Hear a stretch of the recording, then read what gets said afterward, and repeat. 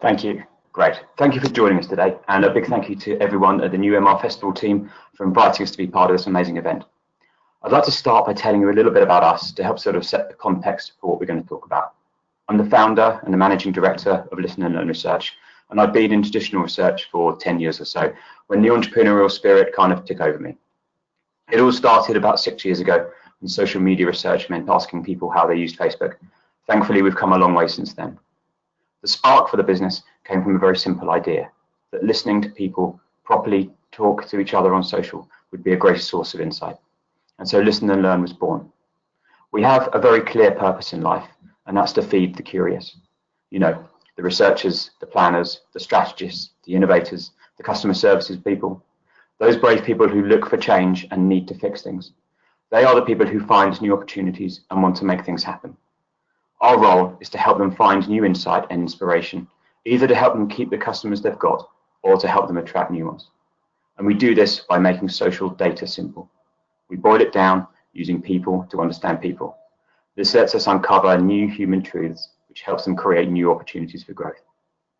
I hope that sets the scene for the session. Please feel free to ask me any questions at the end.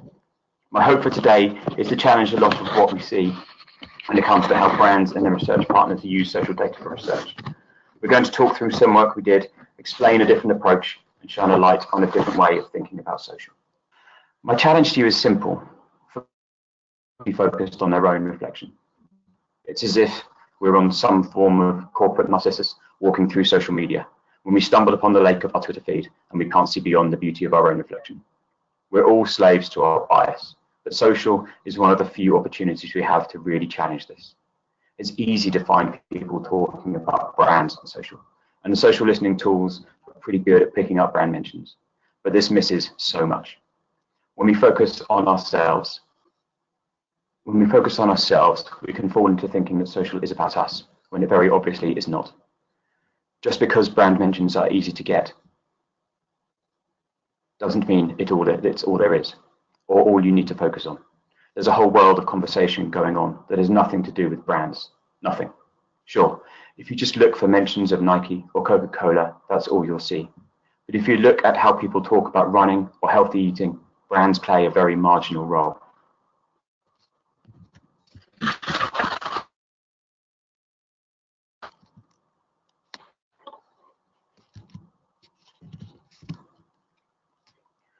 If it's not about me, then who is it?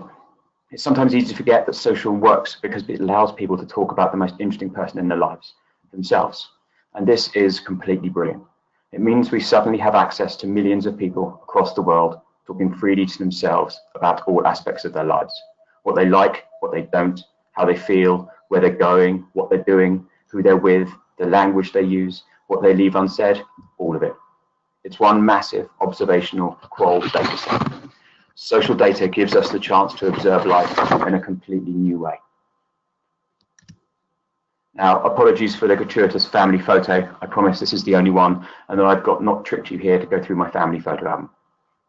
This is William, my youngest. He turned 6 a few months ago. He does a lot of strange things. Well, they're strange to me, because I've sadly lost the idea of what it's like to really be 6 again. One of the things he'll do, particularly when he's tired, is disappear.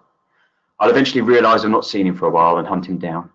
I'll usually find him in the bed. I'll usually find the bedroom a mess, and at the heart of it, a camp made underneath his bed, with him playing inside.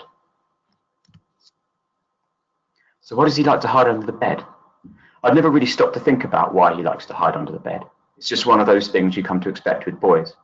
Then late spring last year, we were part of a project for a global homewares retailer, which set out to explore how people in different countries could lead a better life at home. The process and the results made me think about this whole under the bed thing in a whole different way. It revealed a new human truth, something that I think has an explanatory power well beyond this project. It's something that's changed how I think about a lot of things around my home. Our client's mission is to help people around the world live a better life at home. And as part of this, they were really excited about seeing how people used social media to talk about, engage with, and share this part of their lives. The commercial direction was to provide practical insights that would help them to design better products and to talk to people in a more meaningful way. As these things sometimes do, I popped into a bookshop on the way back from the kickoff meeting and found a book about the psychology of city living. It's called Headspace, The Psychology of City Living, and it's by Dr. Paul Keedwell. It's not something I'd looked into much before, but it was great. It introduced two new concepts to me about what we need psychologically from our homes. The author argues that we have two essential needs from our homes. The first of these is the idea of prospect, which he defines as the need to be able to look out, to survey our environment, to see opportunity or danger. And the second is refuge, which is the need we have to be safe, secure, away from potential harm. The author gives a really good example that helps bring this to life and to show how one space can make us feel very differently depending on the situation. There's a really famous architecturally well-known building in America that's almost all glass. It's quite square, it's got a white square roof, and the rest of it is always entirely glass. Now imagine being there on a clear summer's morning, looking out across your domain, being able to survey it all. Nothing would catch you unaware. The whole world is there for you to see. Now think about the same house at night. It's in a remote part of the US, so street lighting is minimal. You're standing, looking out of your home into wall after wall of black, solid, impenetrable black. It doesn't feel so safe now, does it? Anyone could be outside looking in. Our homes can help us feel safe or exposed, prepared or beset, and how we design and decorate them has the power to turn these factors to our advantage. I love this. It was an abstract way of thinking about our homes, which we could then explore how it played out in real life. But it also brings us right up against the limits of automation in market research. How do you listen to something that can't be heard? If you put prospect or refuge into a social listening platform, you'll not get what you're looking for. It's because these are rarefied, compound concepts that summarize many different aspects of life. But it was so interesting. We didn't want to lose it from the research. And this is where the value of people comes in. Things that are difficult to automate are easy for people to spot. And so our research challenge was, how can we use these ideas to shape what we look for in a social conversation? And then, what do we do with it? To do this, we need to go beyond simple social listening. Social listening is good at the where, the when, and the who, but this is rarely that insightful. It's good information, certainly. Growth empowering insight, not so much. It's possible to take a human-led approach, but it needs the right framework, the right workflow, processes, and systems. Here are the few of the lessons we've picked up over the years. Step 1, get to know the platforms and the data.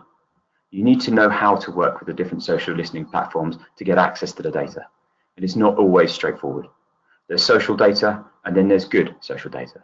The tools reward time spent working with them, getting to understand their strengths and weaknesses, and learning how to use them creatively.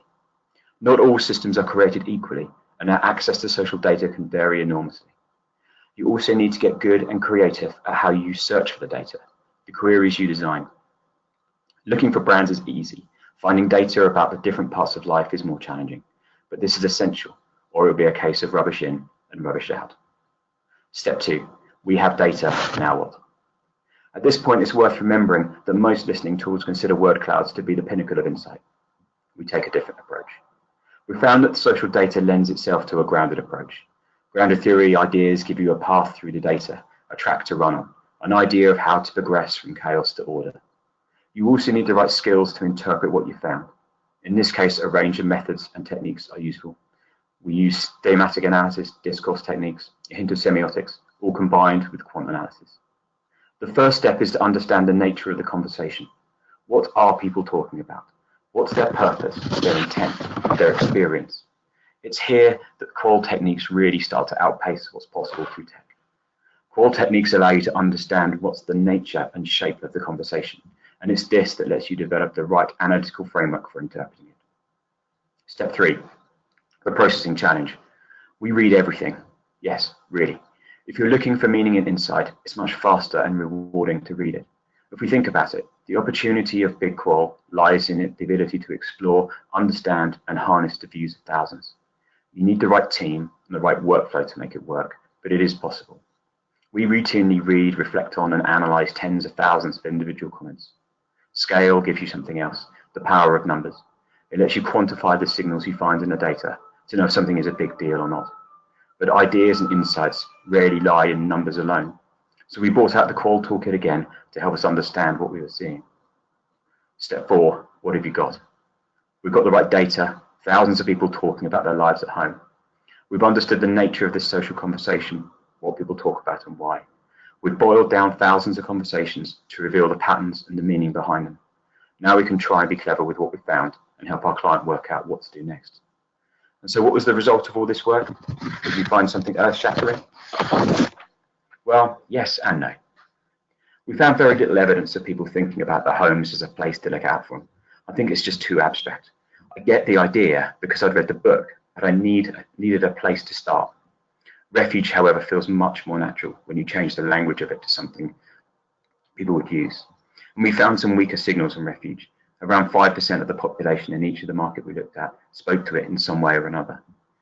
When we found it expressed in many ways, here are a few examples. When it's working, imagine you've been at work all day, you come home, you shut the door, you sink into a hot bath with a glass of wine and breathe out. But when it's not working, imagine how you'd feel if your bedroom was a thoroughfare for other people in the home to get to the bathroom. You'd have no certain privacy, no agency over your space. You'd feel unsettled and insecure. When we looked at these different stories en masse, it helped us pick out the broad themes, the dynamics of what was happening here and what it means. In the context of living a better life at home, having a place where you can feel safe and secure, a refuge, is important. And it was this that helped me understand one of the reasons my son likes to hide under the bed. He likes hiding under the bed because it's safe, it's secure, it's snug. He shapes it to be the way he likes it. He's made a space which is his size, not mine, like the rest of the house. He has control over it. He goes there to relax and to recharge. But we need a final piece of this puzzle. Safety and security as categories feed our fear and uncertainty. This isn't a space our client would ever want to occupy. It doesn't want to play with fear. Rather, it's all about helping people live a better life at home. The model helped us look at the idea of refuge.